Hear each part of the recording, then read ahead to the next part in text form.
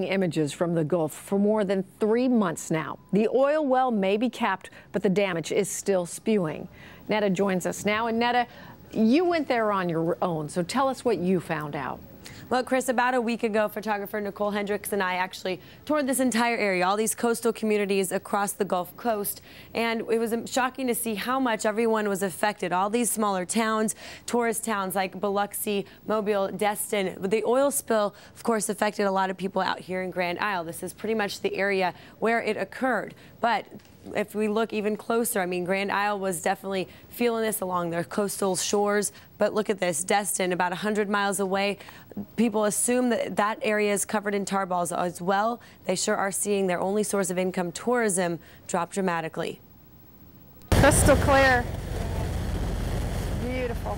Mayor Sam Severs loves her city. Her true passion lies in these crystal waters, white beaches under Destin's rainbow sky. Most beautiful beaches, and we don't have the people here. Severs blames the excessive national media coverage of oily shores. The media was just everywhere, hammering, and our poor little switchboard operators couldn't even handle the calls. Now Destin's tourism running dry. And it shouldn't happen. Look, it's absolutely gorgeous here. From gorgeous to dark and murky dozens of miles away. You could start to see the oil up there. Scuba diving scientist Steve Collian goes into the heart of the oil spill. This volunteer with Eco Rigs says the oil is mixing with the dispersant that's being poured over the ocean by BP. It's all turning into a foreign, almost powder-like substance. It's producing a cloud beneath the surface. A cloud falling deeper with every dive. The whole food chain is being impacted.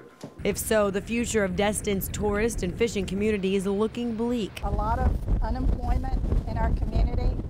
There's going to be a lot of people that I'm afraid will just give up and move from the area. Steve Wilson not giving up yet. His dream of a life at sea on Southern Star Dolphin cruises proved profitable, prestigious. Now he's pushing it. This is the worst in my 16 years that I've seen.